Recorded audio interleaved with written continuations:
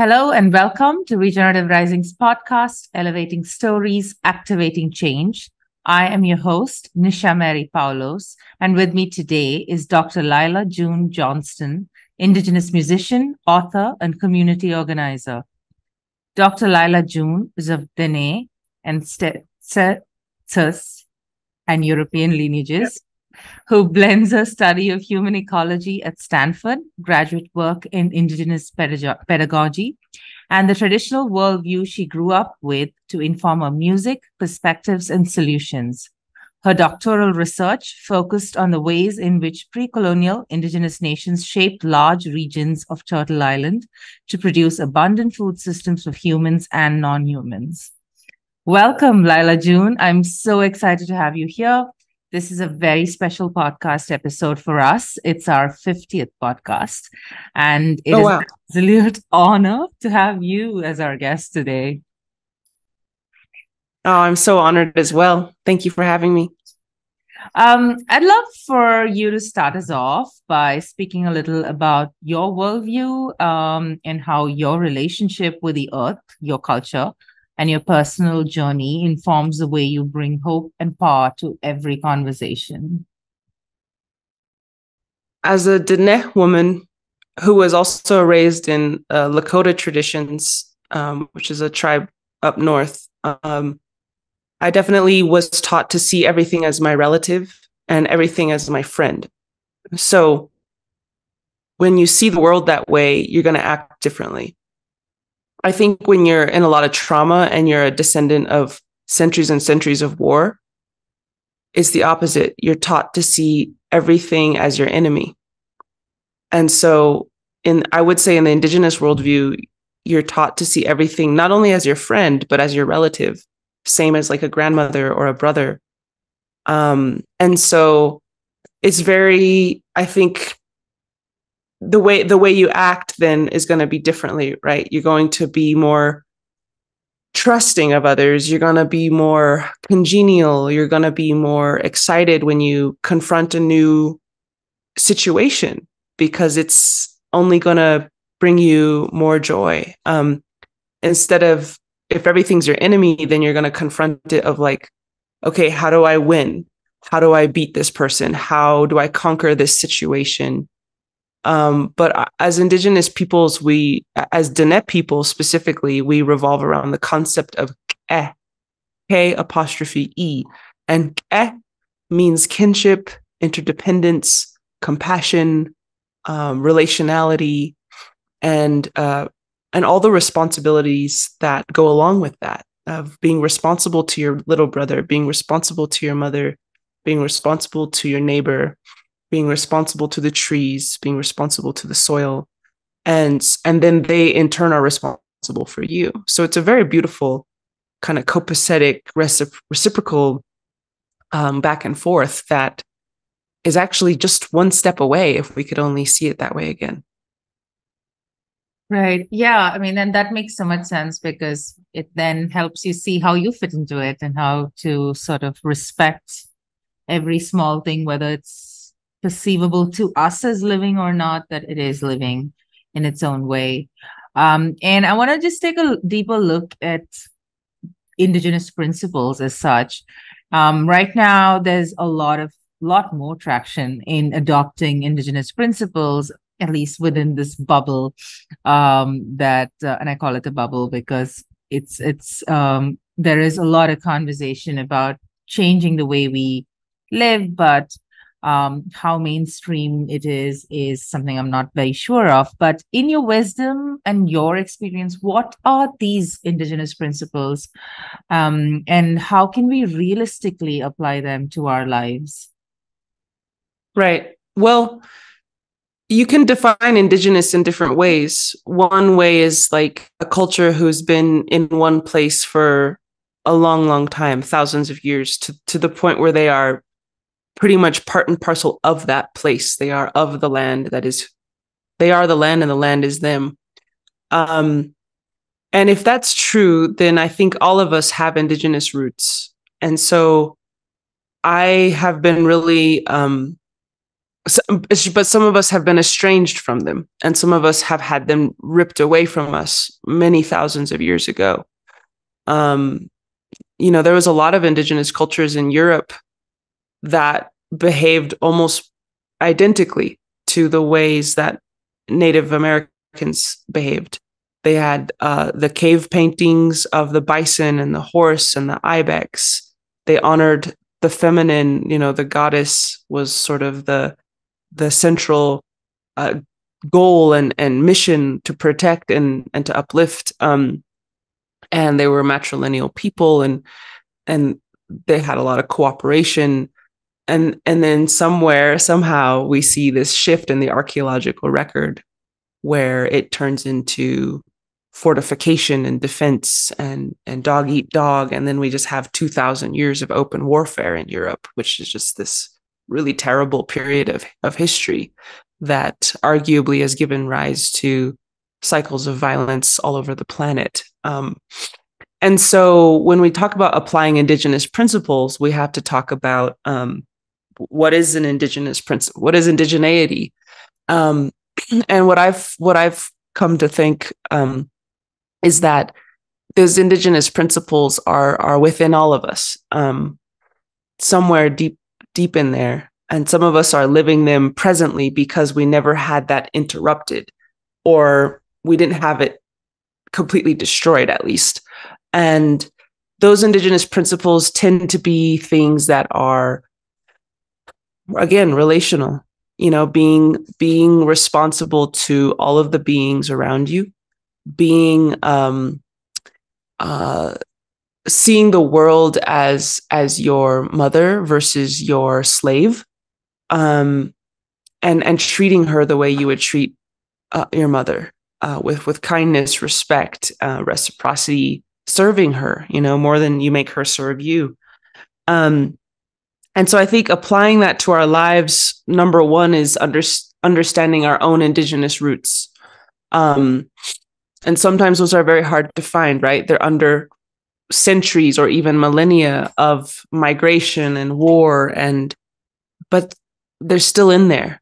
And I think applying them is seeing this global indigeneity that, like, my podcast is all about, indigenous solutions, but I've interviewed people from the Philippines. I've interviewed people from South America.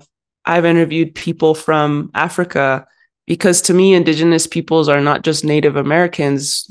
We're everywhere. And we're the people who retain the knowledge of how to care for place. We're placelings, we're people of place. And so I think that is one of the ways that we can apply it in our lives, is either seeing how can I retrace my roots and connect to my homeland or homelands. Many of us are biracial, triracial, quadraracial these days. And then on the other hand, how can I honor the indigenous peoples who are around me? Because maybe you're not, even though everyone's indigenous, not everyone is indigenous to the land they stand on. So that's a really cool way you can, whether you have connection to your roots or not, you can immediately start to be in solidarity with the indigenous peoples around you and just kind of automatically be there for them.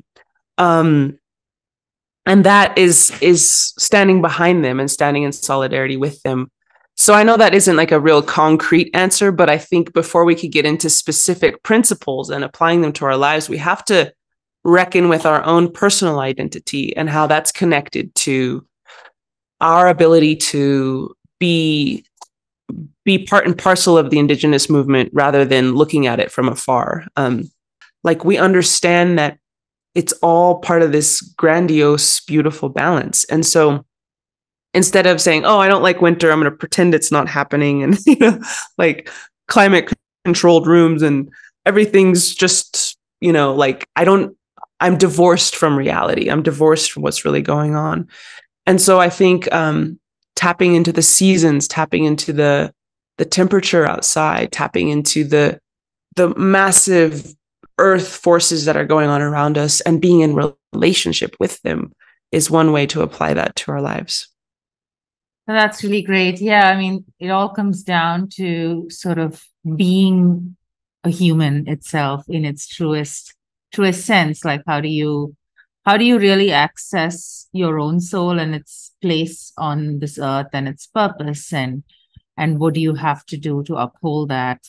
I love that you explored because the European side of your lineage, and it's something that I've often also researched for other reasons. But what really happened in those histories of people, of women especially, a lot of and you mentioned women being burnt at the stake, and a lot of these cultures which are suppressed still, and which essentially, is another topic that is so again spoken of, or there's a lot of call for decolonization. And many of us across the world are struggling with this aftermath of colonization and what it did to our people, what it did to our land, our fellow beings. And I'm from India, and we have our own traumatic history here. But in Turtle Island, your home, First Nations are still struggling to have agency over the land they nurtured for thousands of years. And this is true of many, many places across the world where Indigenous communities still have no real recognition as a people or as a culture.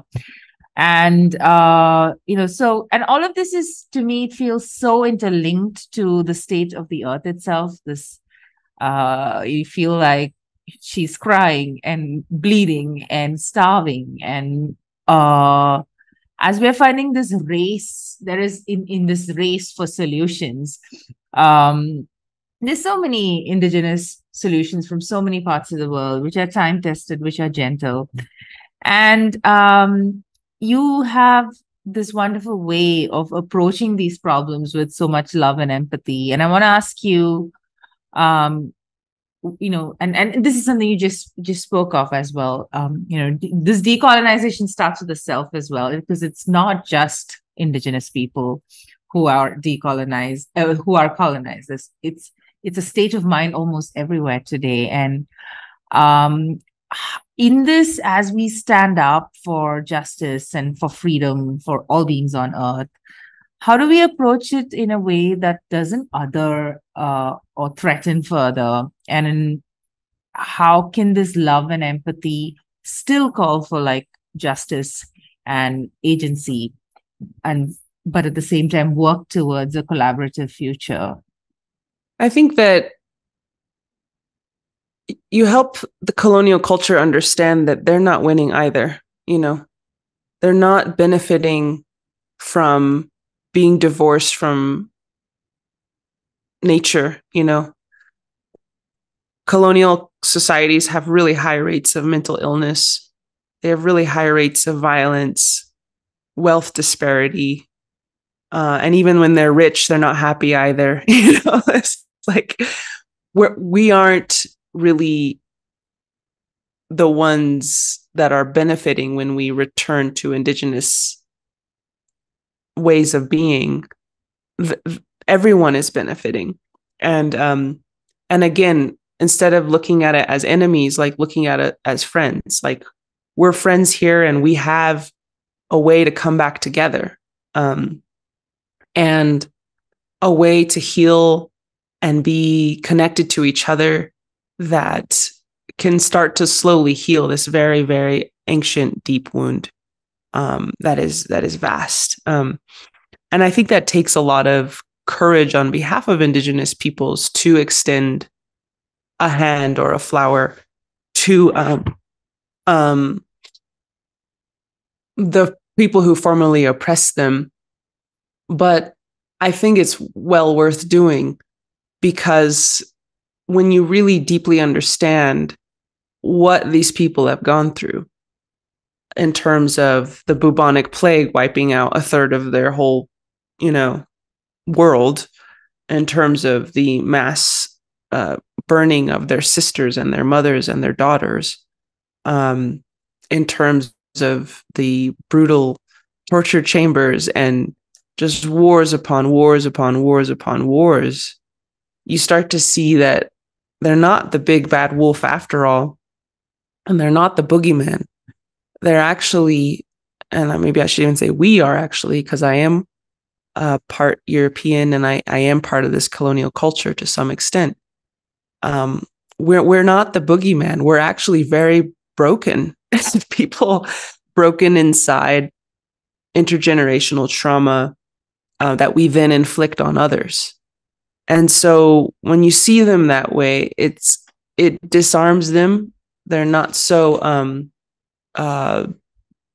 scary, and you see that they're just in need of a lot of healing. That's not to dismiss or minimize the immense brutality that we as Europeans have inflicted. Mind you, 98% of Indigenous peoples were wiped out by colonization. I don't blame any Native people if they're not able to forgive that anytime soon. But I want to move towards that. And I want to get to a place where I can actually be part of the catalyst that breaks these cycles of hatred back and forth and back and forth and back and forth. And nobody puts their gun down. They're all pointing at each other. And no one wants to take the first step to put it down. But when you see colonial culture as just as much a victim of colonization as anyone else, then, and you help them see that as well, then they start to get jealous, right? Like, wait, why don't I get to be part of this cool Indigenous world where like everyone's just in this symbiotic cycle of gifting and giving and enjoying, you know? And it's like, and so it's like, you don't have to really like sell it too hard. It's just like, do you want a world where like there's enough for everyone and everyone is family, you know? And you don't have to fight so hard anymore. You don't have to conquer all the time. You don't have to win, you know? And then once we help colonial culture understand that they're too a victim, just like men are too a victim of patriarchy, right? Like they're not winning. They feel like crap too. They feel dead inside, you know? So anyways, I think that's one way you can sort of heal that, is by helping them understand that we're all going to win in this process, and through forgiveness and through being kind to others, even our enemies, even our oppressors, we can unlock immense healing and break really ancient cycles.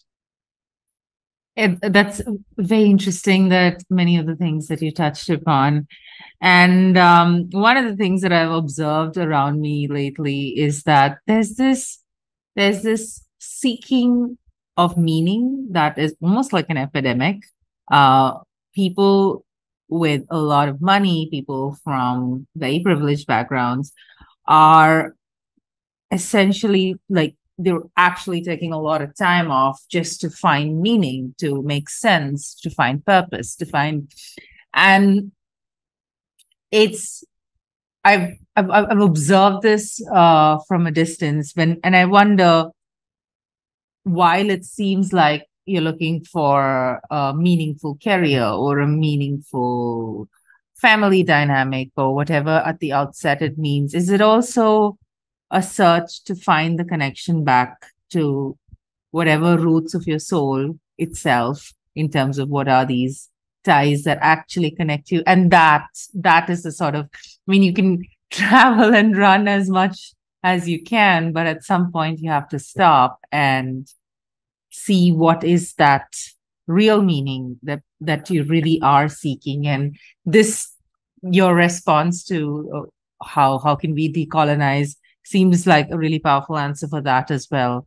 That while we seek for this meaning, it's also interesting to see what is the trauma that maybe was inflicted millennia ago, or how do we contend with having no idea of what really has been that particular person's Indigenous past, right? So that is thank you for answering it in that way, it really sheds light on so many things that we see around us today. And I see a lot of, I mean, even anxiety or hopelessness is quite the epidemic today.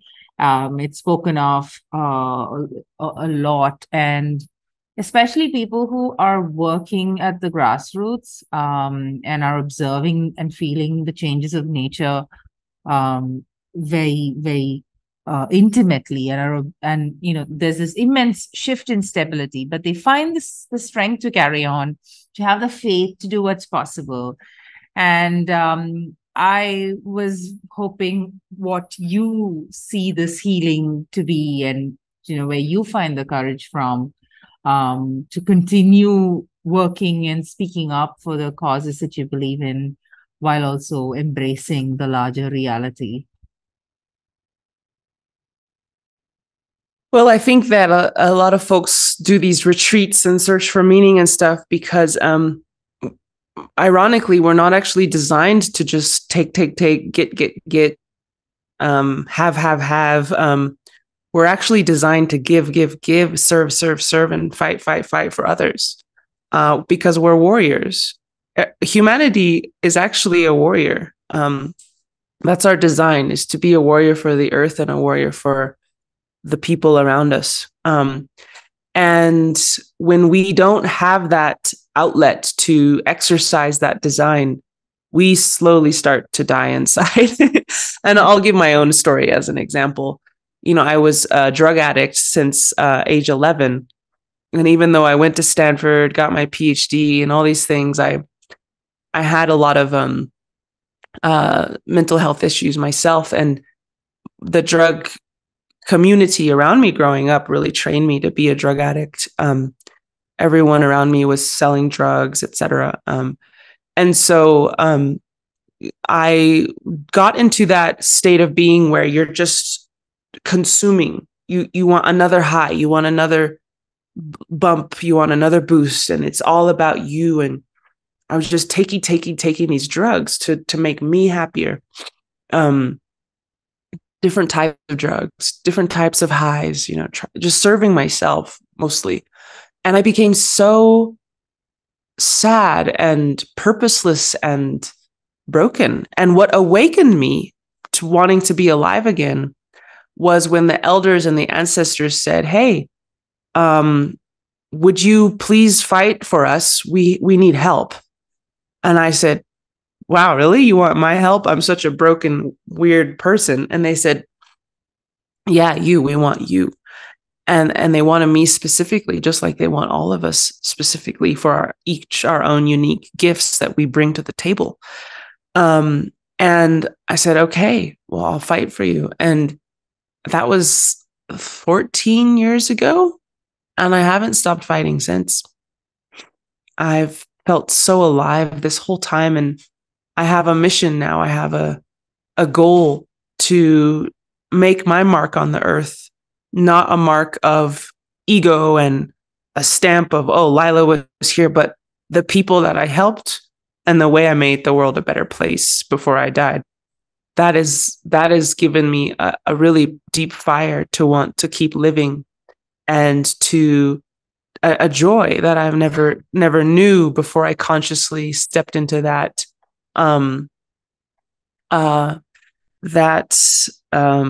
process of service. And so that's what I think, but, and then to your point, there's people who are a little bit on the other extreme, right? They're serving, and they're tired. And I think that also is, you have to strike that balance, and just know that your joy and your happiness also matters. And I'm actually working on that myself. Just been serving a lot for the past 14 years. And now I need to kind of have a family or something, do something for myself. But yeah, I think that ironically, we see humans as this nasty pest, when in fact, we're actually, by design, we're not happy unless we're giving. Truly happy, that purpose you speak of, that purpose is what ignites us and makes us come alive. And so, yeah, I've really enjoyed digging into that. And I try to help others whose spirit is calling them to do that, to help them do that as well. Wow, that's really a very powerful journey for yourself.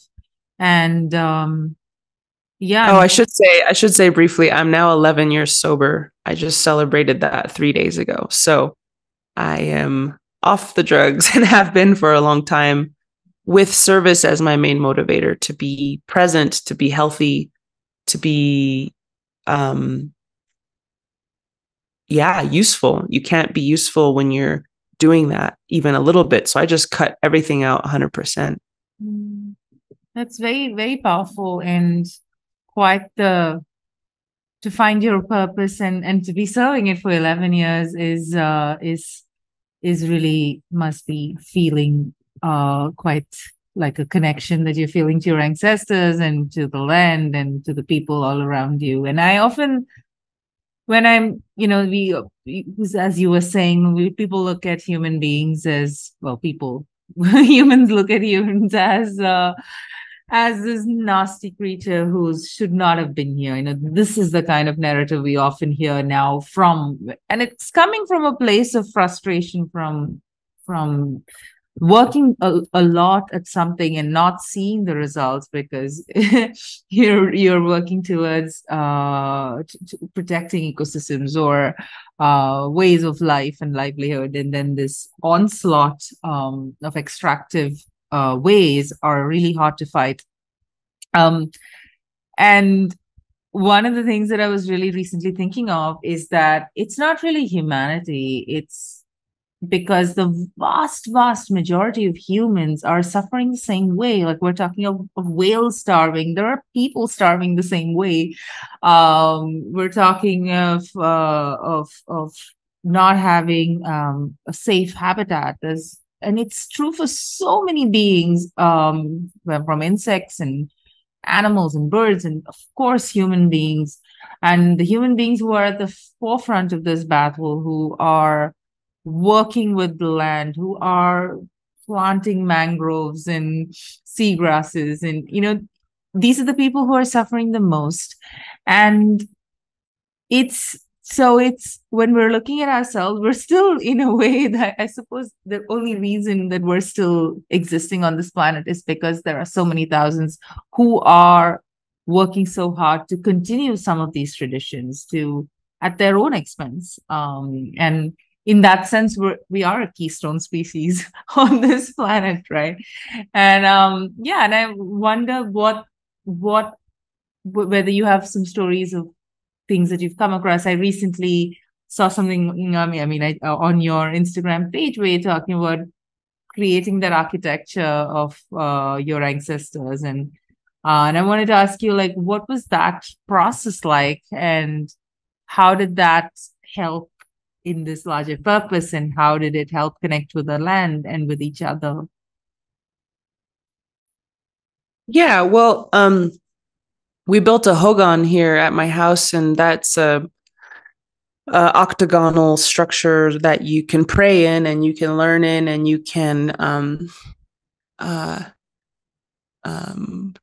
live in. So our school and our church and our daily life were never separate. It was all one ceremony, one process of living, of life, a way of life, as they say. We didn't really have a religion. We just had like a way of living each day with creation. And but it was very spiritual, and it is very spiritual.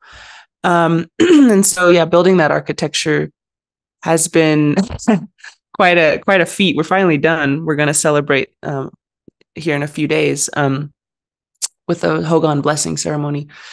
But I think what I like about it is it's very advanced architecture, in the sense that it's hyper insulated with mud. Just mud. You don't need a lot of fancy stuff. You just the dirt around you and the clay, and some straw, and boom, you have a really, really energy efficient piece of structure that can not only hold your spiritual values and your spiritual teachings, but also keep you warm. And then in the summer, it gets pretty hot here in the desert. It'll keep you cool because it insulates all of that coolness from the night. It keeps it in there all day. So sort of a self-regulating temperature without any, thermostat or there is a fire stove inside, and you just have to burn a couple logs and it'll stay warm all night. It's quite interesting. So yeah, the door always opens to the east to honor the rising sun. You could go on and on about it. It's really a book. If you know how to read it, it teaches about the four sacred mountains. It teaches about creation. It teaches about heaven and earth joining together. It teaches about womanhood and manhood. It teaches about being humble. It's shaped like a womb of a mother, like a pregnant belly. So when we go inside, we're returning to our mother and honoring the feminine. It's just such a powerful teaching tool as well. And I think that's true of almost every indigenous infrastructure, that everything has meaning. It's not like, oh, there's a house, period. It's like, no, this house is encoded with knowledge, encoded with values, encoded with teachings and principles that we could pass on to our children, that they literally live in there. We're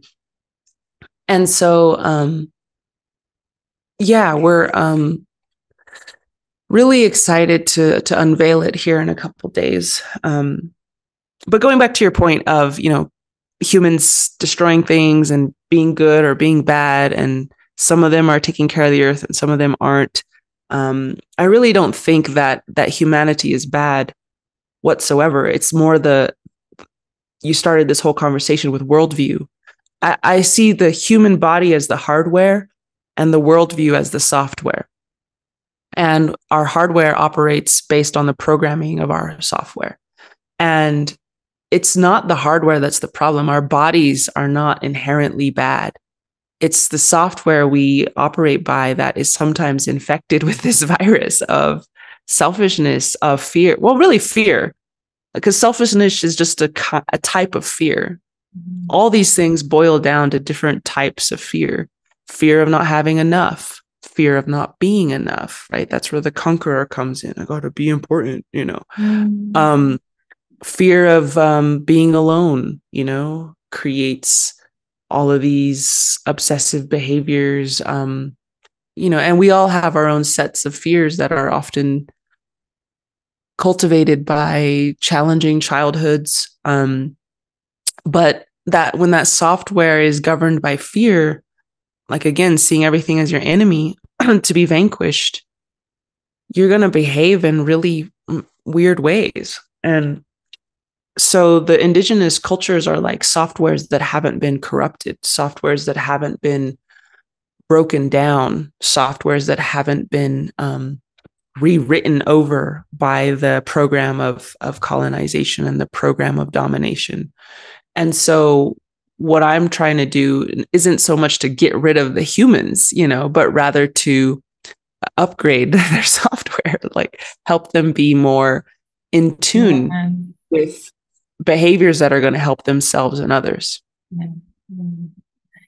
And what is also really the interesting in all that you're saying is also the value of community, and that that is not just the individual, but the community, and that community includes culture and other human beings, but also the place which is embodying all the living system itself. And I wonder if you want to speak a little bit more about the value or the role of community in these indigenous principles, or the ways in which you can interact and live.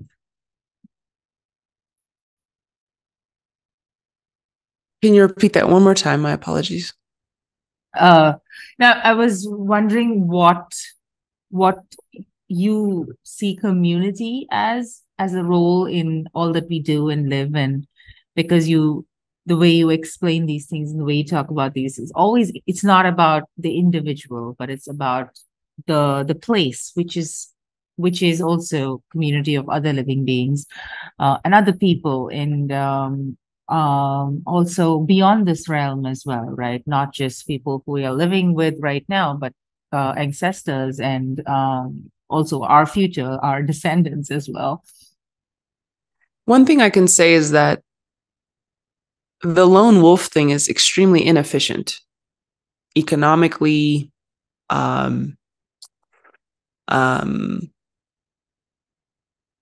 energetically, and ecologically as well, in the sense that when we work together, we actually save a lot of money. Versus if we're sort of operating in silos and operating individualistically. I'll give you a really easy example. Let's take a 5-story apartment building with 100 rooms, and everyone's paying rent, right? They're paying rent to the landlord, and they're paying $2,000 a month. So if you have 100 rooms paying $2,000 a month, and that's a cheap rent, right? Collectively, they're paying $200,000 a month, and collectively they're paying $2,400,000 a year together, and that money is going to the landlord and also to operating costs. But they have a collective power of over $2 million a year. Imagine if they were to use that collectively. And there's a great example of that in Mexico called Tosepan. They're a community who realized, like, oh, if we pull together our resources and work as a team, we actually can get things for a lot cheaper. We can buy them wholesale, and then we could save money. And they started their own bank. They started their own school. And they're just a phenomenal almost like an experiment. And some people call that socialism and communism, and like that gets into all kinds of, so you get in this terrible territory where people are kind of, and I think on purpose trying to put that in the same bucket as like totalitarianism and stuff, because of the power when we work together, the slave owner doesn't have power over us anymore, right? The car company who has every single person has to buy their own car, like, doesn't make as much money. When we're all working individualistically, capitalism thrives on that, right? Like, everyone has to like have so much more stuff than we actually need collectively. And so I think there's a reason why they kind of badmouth collective processes and try to demonize it. And there are terrible instances of communism. I'm not like promoting that at all. I'm just saying, when we work together collectively, we're actually way more efficient. So another quick thought experiment is like, oh, people say, oh, we have all these people. We have 8 billion people. This is terrible, And it's like, is it terrible, or is our behavior terrible? And if each of these 8 billion people were equipped with the proper software, we could do some amazing stuff together. We could like heal whole freaking landscapes. We could seed. And we built a Hogan many years ago, we built it in 4 days. 100 people came by. We threw it up in 4 days. And normally that would take like half a year with a standard crew. So like, what if our population problem was actually a population asset for the earth? If we were working together, if we were steered in the right direction. But right now we're all steered towards being a leech, right? We're all steered towards being an extractive force. And that is, that will turn our population into a population problem. Yes, it will. Yeah. I keep thinking that if we have 8 billion people on Earth, that's because there's 8 billion people worth of work that is required at this point in time to care for our systems, to care for our land, and care for our seas, because we need, it's really an all hands on deck situation, all minds as well. And that's why our population has to be what it is, because if we need these many people to keep then that's how the earth is at today, where she's evolved to be. So thank you for that really beautiful answer. um and one of the biggest gaps in this whole movement to protect the earth, to regenerate the earth, is the narrative itself. And more often than not, we're faced with what not to do. And as a species, we have access to the intelligence of the world, the intelligence of the earth itself. And we also have these powerful minds and the software that can, in fact, shape reality. Like we can manifest it, we can heal it. But we first have to envision it. And the question sort of is like and I don't expect you to have the magic answer, but the question is, what is this narrative that we're even working towards? What is this vision of a nature positive, abundant, thriving future? And so I wonder, what does this future look like in your mind? Is there a picture that you could paint for us? Yeah, I love that question. I think it looks like a huge part of it is healing and forgiveness, right? Like without forgiveness, there's no way forward. And even now with what we have going on in Palestine and Israel, I mean, the animosity and the pain inflicted is just so immense, right? Like, will either side either forgive ever, and I think the more that it does, the more quickly we can metabolize this terrible thing into something where, like, you could even envision those two groups actually coexisting, and not necessarily in the same, like, not just physically, but like coexisting emotionally and culturally. And so anyways, that's a huge can of worms there. But my point is, if we forgive, then we can come back together again as a species. And forgiveness is a strange thing. It doesn't make sense. It's never earned, right? Like, in fact, the only time you forgive is when someone's done something terrible, right? It's not like you never deserve forgiveness. In fact, you usually only ever really, really don't deserve it, right? There's no good reason for someone to forgive you. And that's what makes forgiveness so powerful, is you're saying, even though you did this horrendous thing, I'm choosing to not hold it against you anymore because I love you unconditionally. And I'm setting you free. That's a crazy thing to do, right? And some people do it, and most people don't. But when they do, it shakes the earth in this deep way that even the most numb people can't help but feel something sacred and powerful. So when that forgiveness happens, which is terrible, that a lot of oppressed people who are already worn out, already tired, already hurting like heck, are sort of like tasked with the other project of forgiveness, right? Like, but like when we can rise to that occasion. And then on the other end, people need to make amends, they have to be accountable for what they've done.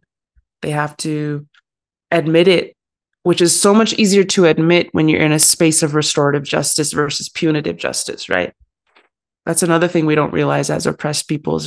The more we reflect the punitive justice model of own up to what you've done, the more we're hindering actually people taking accountability, because we're not giving people a safe place to take accountability. And many people will argue with me that, who cares? You better take accountability and take the lashings, because that's what you deserve. And good luck with that. I don't think that's going to work. Whereas when we're in a restorative space and we say, come clean and we're going to meet you on the other side with mercy, come clean and we're going to meet you on the other side with with healing for all of us. Come clean, and we're going to still love you, and we're going to still work towards something beautiful together. So that's the future I envision. A big part of it is forgiveness. And even though we all have people we hate, we often all have things we hate about ourselves that we would really love forgiveness for as well.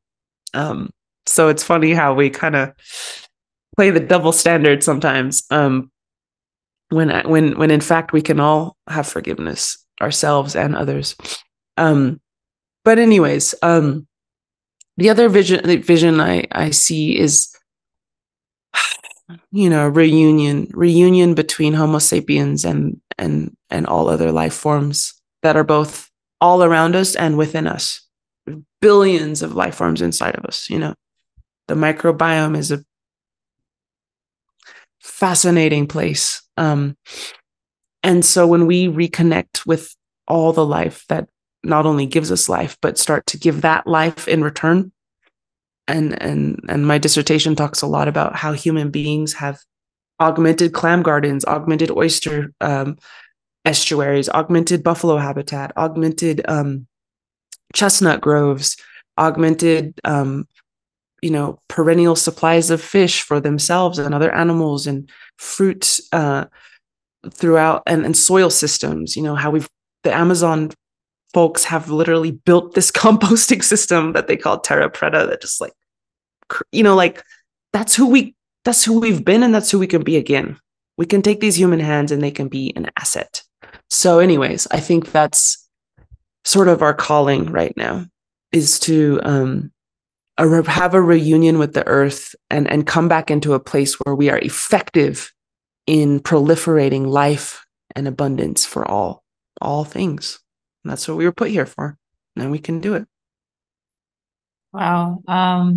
Wow, that's such a beautiful and humbling and wholesome answer, and a picture of what our world could look like. Yeah, I feel so blessed to have been part of this conversation, because we're at the end of our time almost, and this feels like a fabulous way to think of what we as a species, as communities need to take as a next step. You inspire so much hope, Lyla, and there is this love and warmth in how you speak of the difficult and challenging circumstances that so many millions of souls are facing today. And before we end our time together today, I wonder if there is a message or a story for our community that you would like to share as we wrap up. Yeah, I would just like to say that each and every one of you are such a precious gift to the world, and that you were created with great purpose, and that you are needed, and that you are loved by the ancestors and the angels and all of the beings that are working so hard to find a way to help this world. And you have a really important job here, that although not all of us fulfill our jobs, we all have one. Whether we fulfill it or not, we were put here with jobs to do. And those jobs are about fitting in our specific way to answer the prayers that we came to answer. And so, who you are, and your skin color, your eyes, your hair, your phenotype, that's part of your hint of who you came to serve, who you came to help and uplift, who you can reach, because we're all like ancestors coming back to this earth, and we're all coming back to this earth to do our soul's mission, if you will. And that mission is to reach the people we prayed to come to reach. And me being a Native woman, there's people I can reach that you can't reach. And you being of your lineage, there's people you can reach that I can't reach. And we're all made perfectly to do the work that we came here to do. And so to look inside of yourself and look at what do you what do you have? What kind of tools do you have? What were you given? What place were you put in? And what community were you born into? And know that you have a gift. Each and every one of us also has gifts. We have gifts. Like, I'm really good at giving speeches on a good day, but I'm really bad at like construction work. Really bad at like audio, like visual arts. Like, I'm really bad at like, I don't know, like three-dimensional stuff. But man, I can give a good speech. So that's my little contribution. But maybe you're an expert at building. Maybe you're an expert at organizing people. Maybe you're an expert at crafts. Maybe you're an expert at singing. What Creator endowed each of us with a gift or gifts, and those were meant to be given to a world in need. And so yeah, I think that's really what I would tell people is to know that every rock was created with purpose. Every deer, every star, every tree, every butterfly, and every human is also here with purpose. And the goal here is to find our purpose and find our gifts and to give them, and to know that you're never alone in that process. You are always accompanied by more ancestors than you can imagine. And you're always accompanied by beings that love you unconditionally, meaning they don't care if you've made mistakes. They don't care if you don't know what you're doing right now. They love you unconditionally, and they see your beauty much more clearly, even probably than you do. And they're on your side. And so in that task of finding your purpose and knowing what your soul came here to do, just know you're never alone in that journey. So that's what I would share with people. That's beautiful. Thank you. I'm just letting it sink in. It's a really wonderful thought to have that purpose and to embrace that, the fact that you're part of this larger system. So thank you. I feel like this is a wonderful place to leave things off, to let imaginations ignite, to activate collective action, to manifest this vision that we need of a thriving world. It has been an inspiring and profound conversation, Lyla, and I'm so grateful for your wisdom. Thank you so much for being a guest on our podcast today. It's been an absolute pleasure and an honor. Oh, thank you. Thank you so much for everything. And hopefully it was helpful, and hopefully we could talk again sometime. Thank you, Lyla. And to our listeners, I leave a gentle message to listen and observe the heartbeat of the earth, and to seek her guidance and navigate the messages of climate and ecological predictions as we find our true purpose. This is Regenerative Rising's podcast, Elevating Stories, Activating Change. I am your host, Nisha Mary Poulos, and with me today is Dr. Lyla June Johnston, Indigenous musician, author, and community organizer. Thank you. Thank you.